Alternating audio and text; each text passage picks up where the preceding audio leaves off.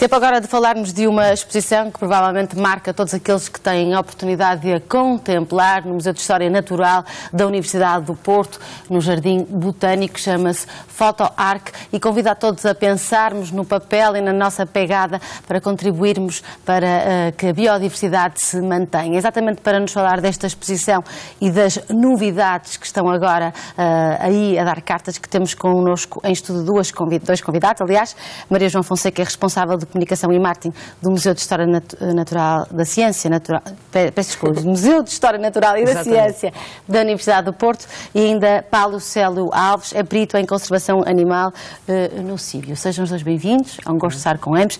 Se calhar começava por si, Maria João, para fazermos um pequeno enquadramento.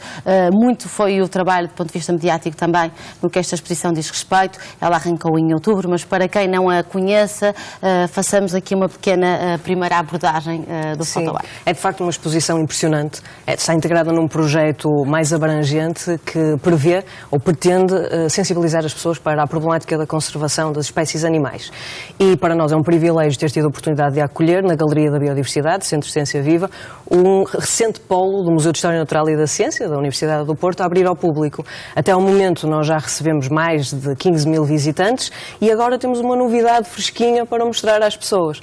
Aquilo que vamos fazer, muito recentemente, e ficará disponível já a partir da manhã, é substituir algumas das imagens que o nosso público já teve a oportunidade de nos visitar, já conhece, por imagens que foram recolhidas em Portugal, no Jardim Zoológico de Lisboa e também no Centro de Investigação em Biodiversidade e Recursos Genéticos. Exatamente, porque isto é quando da inauguração da exposição em Portugal, o Joel esteve cá em Portugal, onde teve a oportunidade então de complementar este trabalho. Ele tem um objetivo de fotografar um número muito elevado de animais em perigo, correto? E fê-lo com alguns animais cá em Portugal, em concreto aqui na companhia do Paulo. Fala-me um pouco desta experiência, do animal em específico que foi fotografado, porque todo o processo, nós temos acesso às fotografias, mas todo o processo é impressionante também, de alguma maneira, Paulo, certo? Sim, é muito impressionante e foi um enorme prazer estar com um fotógrafo de renome internacional, apaixonado pela conservação, ele próprio, e eu, sendo biólogo e estudioso da biologia da conservação, de estar a perceber o cuidado e o carinho com que esta pessoa, este fotógrafo, põe quando está a fotografar um animal. Portanto, são fotografias que são feitas de alta resolução e que têm que ter, basicamente são em condições de estúdio, e a nossa tarefa foi, que eu pensava inicialmente que era extremamente complicado, ou se não mesmo impossível, era colocar um animal selvagem, que praticamente não está adaptado ao cativeiro, em condições de estúdio para fazer essas fotografias. E de facto o Joel tem uma experiência de facto única e consegue fazer pequenos milagres. E de uma coisa que parecia-nos para nós impossível, foi possível com imagens de facto que para mim, que eu ando muito na natureza e eu próprio gosto de fotografia, achava que era impensável. Mas a forma como ele o faz e como conduz todo o processo, certo? Nós podemos ver imagens na exposição de animais selvagens, como refere, alguns deles teoricamente mais agressivos, que vão para esses cenários, portanto é possível esse processo. Como? E falando aqui em concreto dos animais que foram fotografados também em Portugal, em Lisboa, mas também aqui no Porto. Portanto, o que nós temos que criar são condições que de facto não diminuam o stress do animal e restringam os movimentos, mas também que diminuam o stress de forma a que o animal se possa manter relativamente tranquilo e depois que se consiga tirar estas fotografias. Por exemplo, no caso do animal que eu tive a oportunidade de colaborar, que era uma lebre, a lebre ibérica, nós praticamente colocámos a lebre numa pequena tenda, quase aquelas tendas de crianças. Chamadas típicas, se usam hoje muito em dia, certo? E, portanto, estamos a falar de uma área que tinha cerca de 1 metro quadrado, só que depois, em condições de absoluto silêncio, portanto, eu próprio também, que já estou habituado a lidar com o animal, dar alguma tranquilidade, algum conhecimento que eu tinha do animal, conseguimos criar condições que permitem aquelas fotografias de proximidade, porque basicamente o Joel estava a tirar a fotografia à lebre a meio metro. Era uma coisa que era impensável num outro cenário natural. Muito bem. Estamos a falar, Maria João, da lebre ibérica que vai então contemplar esta exposição, mas não só, já fotografou cerca de 12 animais em perigo. Quer-me falar de uma forma global disto e de quais é que vão estar patentes também na exposição? Patentes nós teremos uma impala, uma girafa também, uma serpente real e... A lebre ibérica, naturalmente. A lebre ibérica, naturalmente, que foi aquela que foi fotografada cá no Porto, e também um lobo ibérico, exatamente. E, claro, eles foram selecionados pelas características das fotografias para além dos estatutos de conservação. Porque é importante ter em mente que o objetivo do Joel é fazer um retrato da biodiversidade que existe, quase como se fosse marca de Noé, daí o nome da exposição, para que as pessoas preservem em mente a necessidade de proteger toda a biodiversidade. Não é só tratarmos dos animais que já estão em risco, mas é precavermos, adotarmos uma série de comportamentos, preocupar-nos com esses animais e evitarmos que eles cheguem a uma situação de risco. Aliás, na própria exposição nós podemos ver isso de uma forma muito simples. Na legenda diz se é um animal em perigo ou pouco perigo, qual é o grau, no caso de extinção, diz respeito exatamente para nos sensibilizar de uma forma transversal para a biodiversidade, certo? Quer-me falar um bocadinho da lebre ibérica, é um animal que está em perigo, não está em perigo?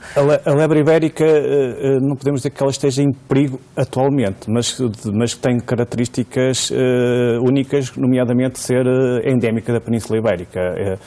Portanto, em todo o mundo só existe na Península Ibérica e faz com que tenha algumas características peculiares muito interessantes. Como por exemplo? Como por exemplo a questão de ser uma lebre que como todas as outras lebres, habita habitats de zonas abertas, mas também de alta montanha e tem características genéticas curiosas que nos fazem levar a um passado muito distante, que é, por exemplo, o facto dela possuir, em algumas populações, traços genéticos de outras lebres que habitam nas regiões do norte, regiões do norte Está aqui um cruzamento, se quiser. Do norte da Europa, zonas árticas, e faz com que, de facto, a nossa lebre ibérica tenha sido vista a nível internacional quase como um modelo para estudar questões evolutivas e questões portanto, de conservação. Muito bem, de origem de espécies também, de alguma maneira. De origem das espécies, sim. Muito bem, fala-me um bocadinho do trabalho de uma forma mais transversal para quem está lá em casa e esteja curioso, porque é isto que acontece com esta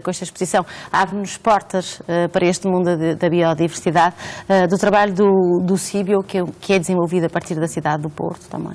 Ora bem, o CIBIO tem neste momento mais de 120 investigadores, todos eles dedicados à biodiversidade no seu amplo espectro.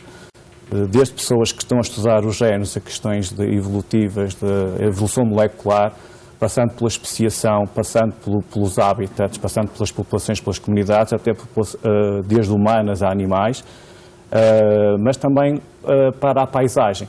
Digamos que nós temos investigadores que se debruçam diariamente em todo o espectro da diversidade. E isso faz com que sejamos Até porque está tudo interligado, naturalmente. Até porque está tudo interligado, exatamente.